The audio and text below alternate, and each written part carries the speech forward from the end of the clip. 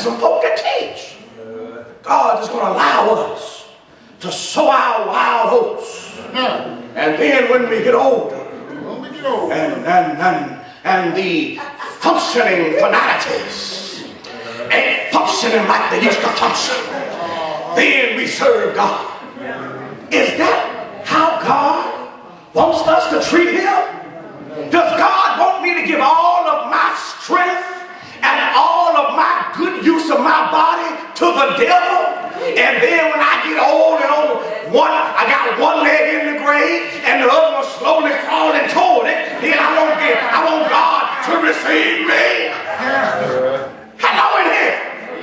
But that's the mindset. The mindset is to live your life to the fullest.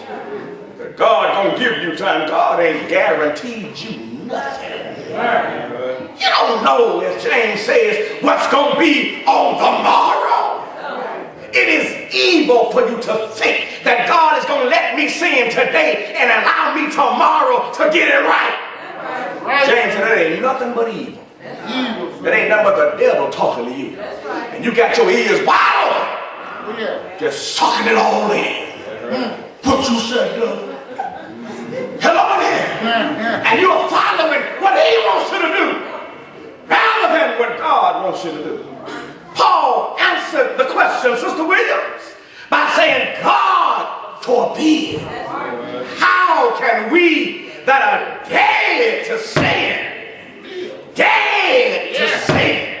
I buried that old crooked rascal. I put him in the ground, threw some dirt on it, told the undertaker, pack it down tight.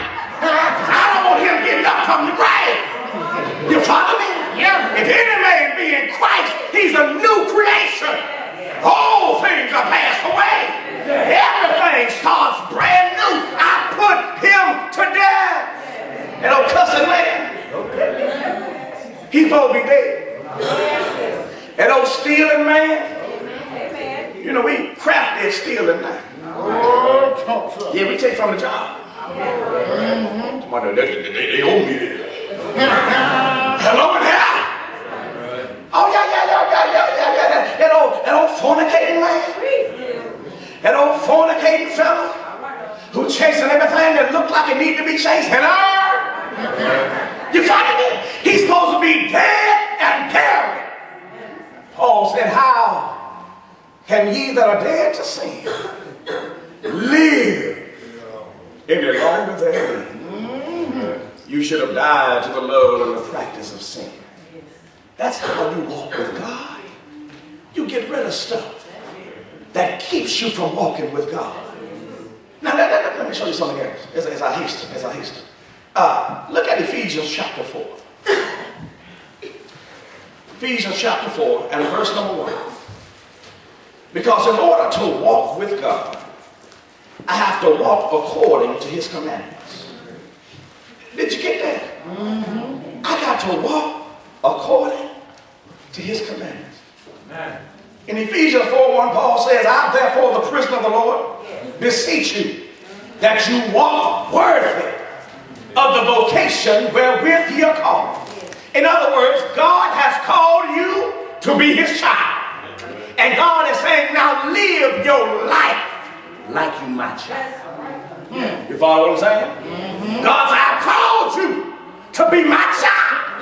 I need for you to behave like you my child.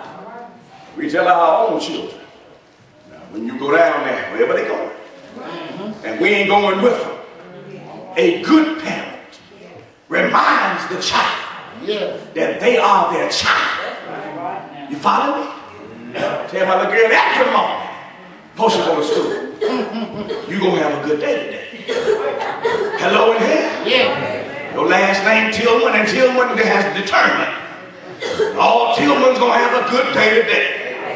We ain't gonna get no conduct marks up in here today, because you're going to represent your father. Do you know how shameful it is for someone who doesn't know the character of your child to have to come to you and tell you, look you in your eyes and tell you that your child acted out of character? How does that make you feel? You could sometimes just feel your pressure rising as the teacher is talking. Oh, what you she said what? It seemed like I drift off into another world, trying to get connected with the fact that my child has acted out of character. She's a part of me, bro, boy, and I taught her how to act. I taught her what to do and what not to do, and just to hear that she did something the total opposite of what I taught her just sends me into another world. How do you think God feels when you sit here Sunday after Sunday? When you sit here Wednesday after Wednesday, if you come at all? How do you think you're going to walk with God and you don't know what to walk according to? Because walking with God is walking according to His Word. If you don't know His Word, you can't walk according to His Word. So what you're walking into, by what standard are you living your life? Ain't but one other person available. If you ain't walking after God, you're walking after the devil. Ain't nobody in between. Hello in here? And the Lord has already said you ain't going to serve both me and man. No man can serve two masters.